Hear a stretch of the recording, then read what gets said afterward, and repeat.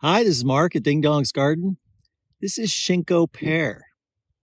It is the last of our Asian pears to ripen, and it's a beautiful pear. Look at that. Look at that color. I'm down on my knees here. This is a very short tree. We trim all of our trees back to be very small, very low to the ground, so that we don't have to use any ladders when we harvest. And in this case, it's the same way. This is just this tree, this part here, this is probably 3 feet off the ground here. And it lets us easily access the fruit.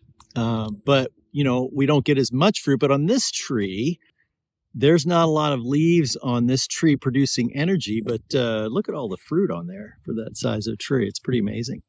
These pears are pretty good size. I mean, they're bigger than any of the other Asian pears we have, but it's clear that if we had a bigger tree or if we thinned this out a little bit, that these pears would become huge. Let's go ahead and take a taste.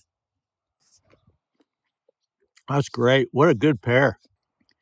I'm not as familiar with Asian pears. And also it's a little more difficult for me to compare taste between Asian pears. Part of the reason is I just can't taste the difference.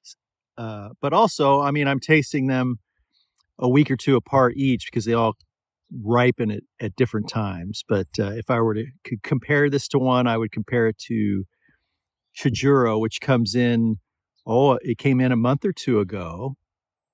And similar color and similar texture.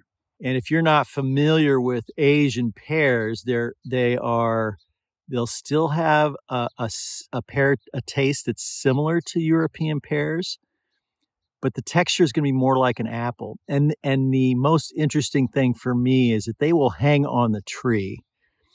I find that European pears in general, once they start to ripen, they will go from beginning to ripening to a really soft, almost spoiled pear within a week. They ripen and spoil very quickly.